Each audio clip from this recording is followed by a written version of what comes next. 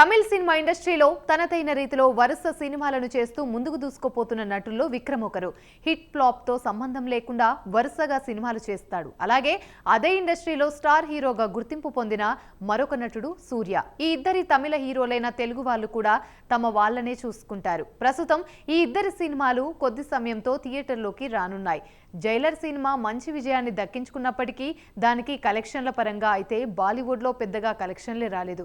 మరి విడుదలకు సిద్ధమవుతున్న ఈ స్టార్ హీరోల సినిమాలే తమిళ సినిమా ఇండస్ట్రీకి బెంచ్ మార్క్ గా నిలుస్తాయా?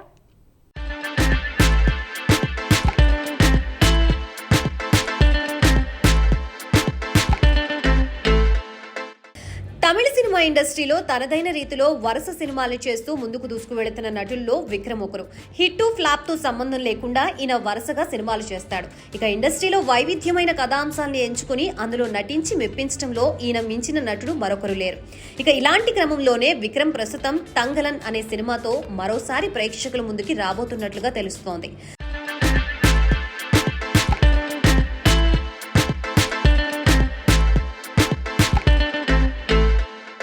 అలాగే ఆగస్టు 15వ తేదీన ఈ సినిమా ప్రేక్షకుల్ని మెప్పించడానికి పాన్ ఇండియా వైడ్ గా రిలీజ్ అవుతుంది.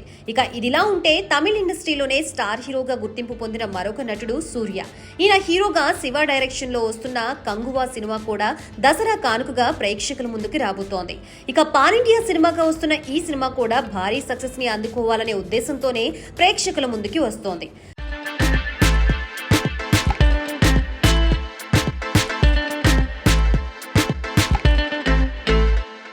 మరి ఇలాంటి క్రమంలో సూర్య పాన్ ఇండియాలో ఇప్పటి వరకు ఒక్క సినిమాతో కూడా సక్సెస్ కొట్టలేదు. కాబట్టి ఈ సినిమాతో భారీ సక్సెస్ ని కొట్టి తను కూడా మార్కెట్ ని విస్తరించుకోవాలనే ప్రయత్నం చేస్తున్నట్లుగా తెలుస్తోంది. ఇక మొత్తానికైతే ఈ సినిమాతో తనదైన రీతిలో గుర్తింపు సంపాదించుకోవాలనే ప్రయత్నం అయితే చేస్తున్నాడు.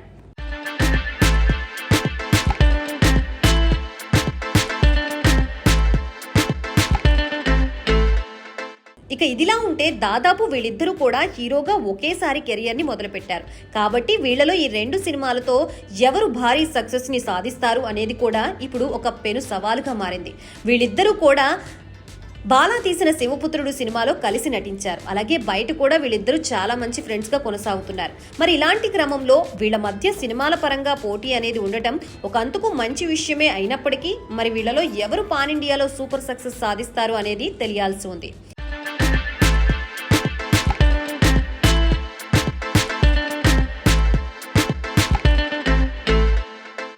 మొత్తానికి ఎవరు హిట్ కొట్టినా కూడా తమిళ సినిమా ఇండస్ట్రీ హిట్ గానే అది పరిగణించబడుతోంది. కాబట్టి తమిళంలో నుంచి వచ్చిన ఏ సినిమా కూడా ప్రస్తుతం పాన్ ఇండియాలో అంత పెద్దగా సక్సెస్ అయితే సాధించలేకపోతున్నాయి. కాబట్టి వీళ్ళు కూడా భారీ సక్సెస్ ని సాధించి తెలుగు సినిమా మాదిరిగానే వాళ్ళకంటూ ఒక స్టార్డమ్ ని క్రియేట్ చేసుకోవాలని చూస్తున్నారు. మరి అందుకోసమే వాళ్ళు అనుకున్నట్లుగానే తమిళ ఇండస్ట్రీ సక్సెస్ఫుల్ ఇండస్ట్రీగా గుర్తింపు తెచ్చుకోవాలంటే మాత్రం అది ఈ రెండు సినిమాల మీదే డిపెండ్ అయి ఉన్నట్లుగా తెలుస్తోంది.